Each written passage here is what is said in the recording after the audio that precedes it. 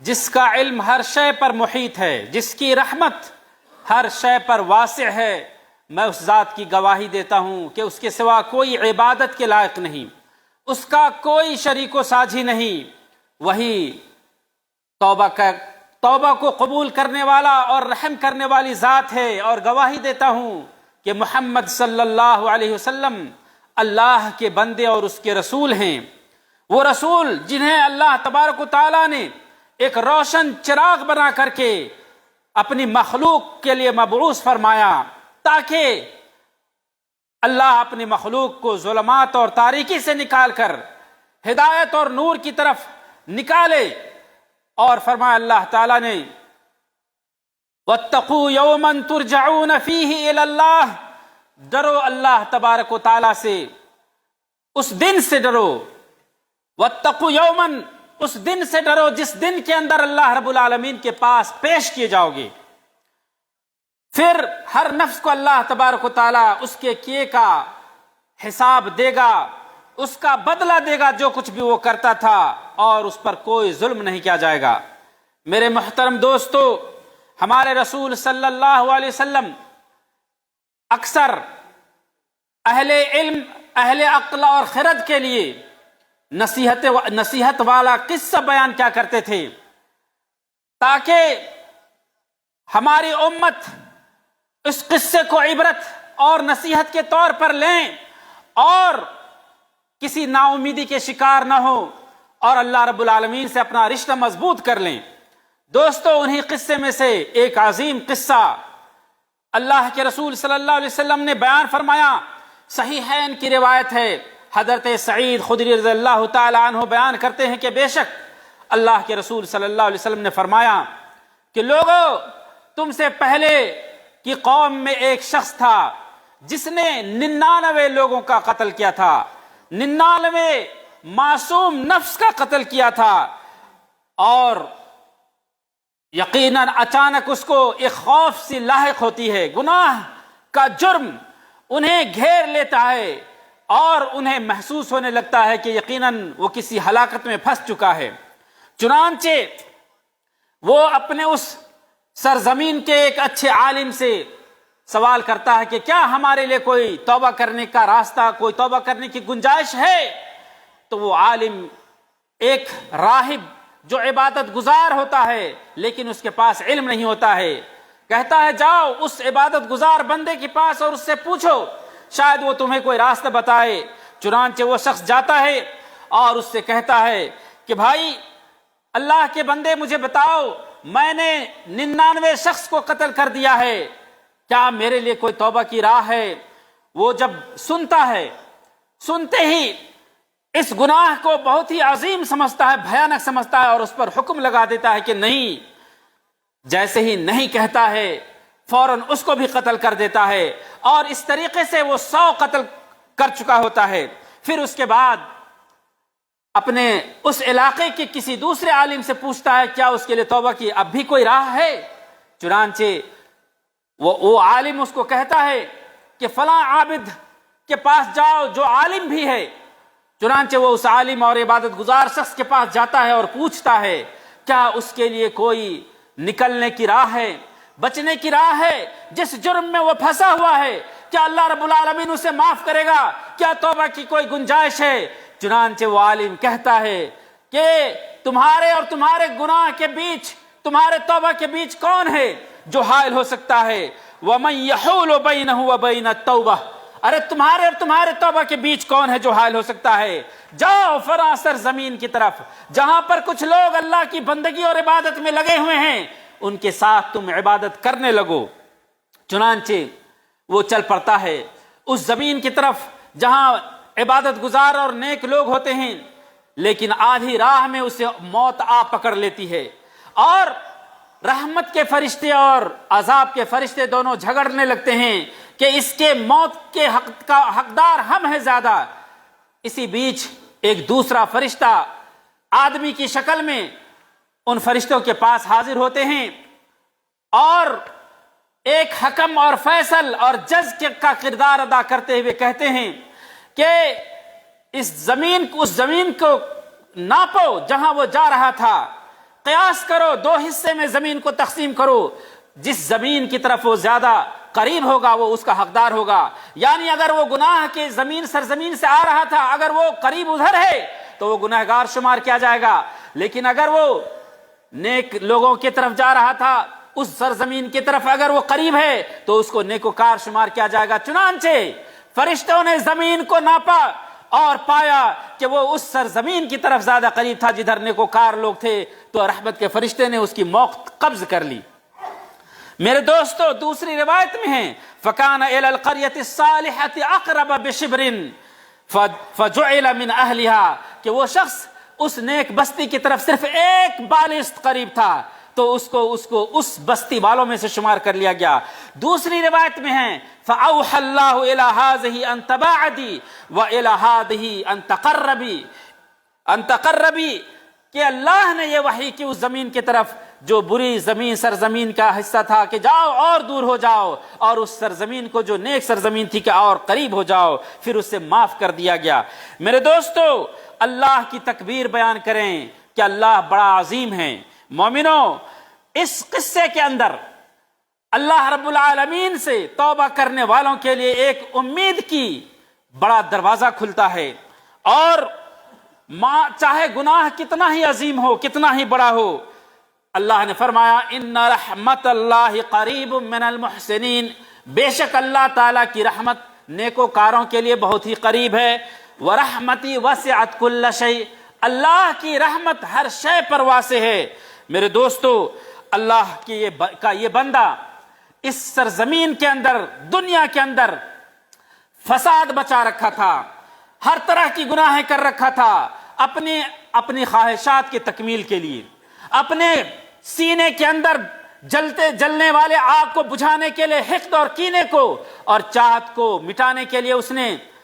قتل کیے، 100 جانیں، معصوم جانیں کی قتل کیا. لیکن کیا اس کو چین ملا؟ کیا وہ اپنے رغبت اور خواہش کو پا سکا؟ ہرگز نہیں، بلکہ اس کے گناہوں کی حیرانی نے اس کو اس طریقے سے گھیر لیا کہ اسے قرار نہیں آیا، رات و دن وہ بے چین ہو گیا. لیکن اندر سے اس کی فطرت نے اس سے آواز لگائی کہ سنو، تیرا ایک رب ہے جو بڑا مہربان اور رحیم و کریم ہے، تم توبہ کرو. اسی وجہ سے اس نے ایک اہل علم سے پوچھا، جو کہ اہل علم یقیناً بھروسہ کے اور مشورے کے قابل ہوتے ہیں، لیکن شروع میں اسے کسی ایسے شخص کی توفیق نہیں ملی جو ان کی پیاس کو، ان کے سینے کو ٹھنڈا کر سکتا تھا، اور اس نے اس کے پاس جا کر کے اسے بھی قتل کر دیا. لیکن پھر اس کے بعد اس کو ایک ایسے عالم کی جو عبادت گزار بھی ہوتا ہے، فقیہ ہوتا ہے، سمجھدار ہوتا ہے، اس کے بارے میں بتلایا جاتا ہے کہ وہاں جاؤ، تمہیں وہاں شاید تمہاری مراد پوری ہو جائے. چنانچہ وہاں جاتا ہے تو اس عالم نے اس کے لیے امید کے دروازے کو کھول دیا اور کہا کہ جاؤ اللہ تبارک و تعالیٰ سے توبہ کرو. میرے دوستو، آپ ذرا سوچیں، اس راہب کو بھی قتل کر کے کیا اس کو سکون ملا تھا؟ اس کو قرار ملا تھا؟ نہیں، بلکہ اور بے چین ہو گیا. یہی وجہ ہے کہ پھر دوسرے شخص سے بھی پوچھتا ہے کہ میرے لیے کیا بچنے کی کوئی راہ ہے؟ میرے دوستو، جب اس کو ہر طرح سے مایوسی کی امید ہوتی ہے تو پھر بھی یاد آتا ہے تو اللہ کی ذات ہی یاد آتی ہے، اور سوچتا ہے کہ یقیناً شاید اللہ تعالیٰ ہمارے لیے کوئی راستہ پیدا کرے گا. اور جب اس کو راہ ملتی ہے تو جا کر کے وہاں پر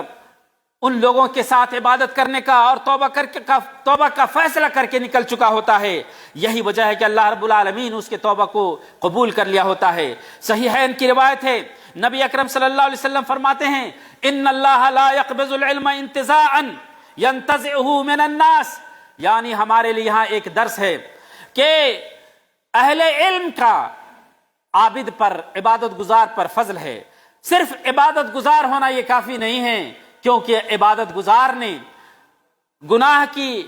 عظمت اور گناہ کے اس بھیانک پن کو سنتے ہی اس نے اس کو ہلاکت اور عذاب کا فیصلہ سنا دیا. لیکن اہل علم، وہ اللہ رب العالمین کی جو شریعت نازل ہوئی ہے اس کے جاننے والے کے اندر وہ ادراک، وہ علم ہوتا ہے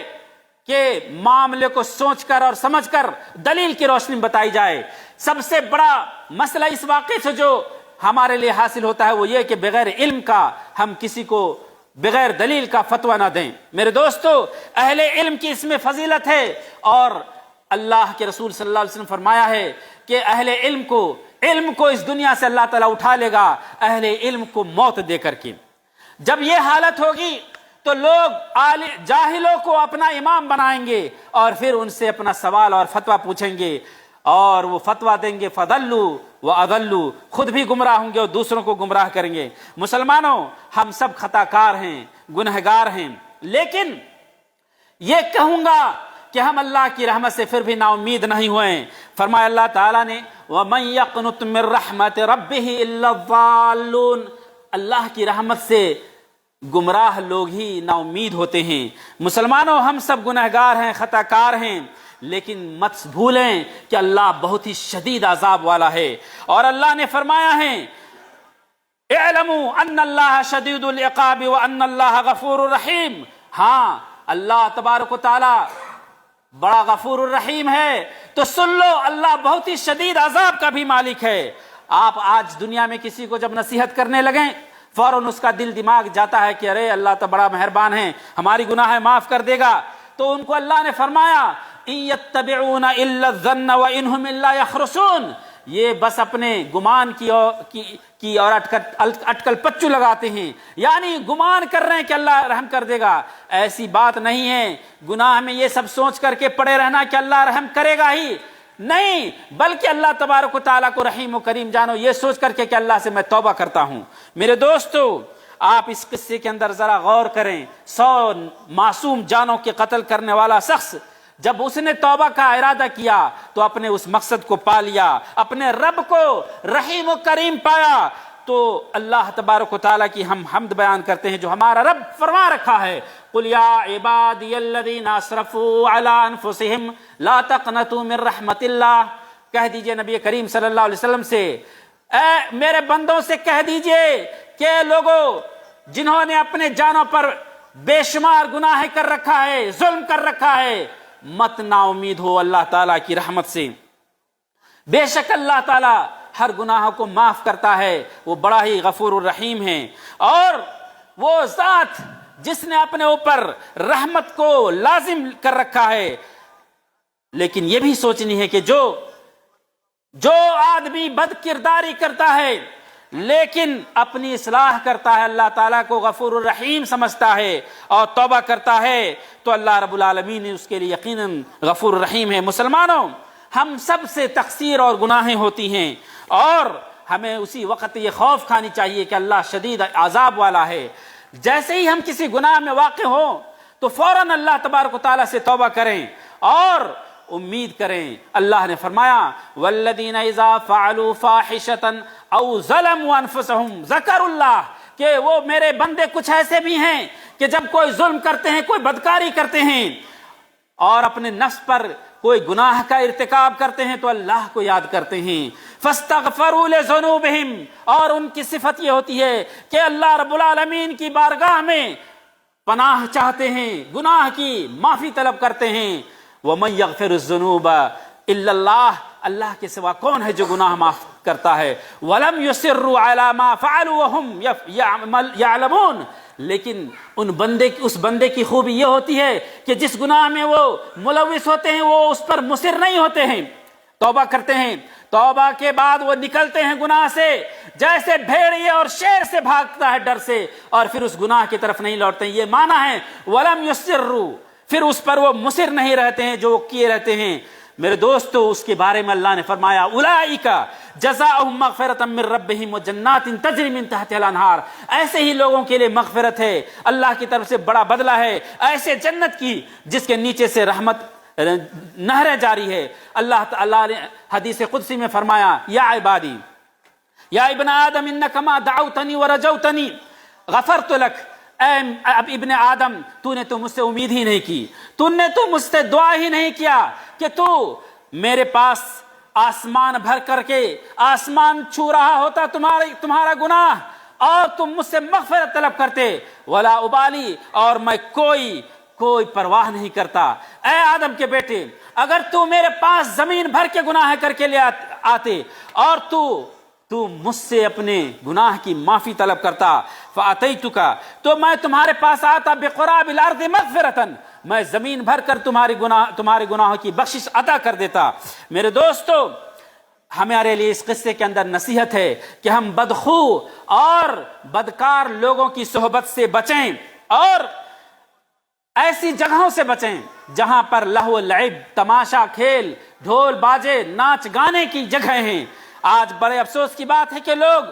چھٹیوں میں ان ننگے پن والے ملکوں کا سفر کرتے ہیں، اپنی جان، اپنی مال، اپنے اہل و اولاد سب کو چھوڑ کر کے اس سب کو نچھاور کر دیتے ہیں، جان مال تمام چیزوں کو، صرف اس لیے کہ اس کی خواہشات پورے ہوں۔ میرے دوستو، ذرا سوچیں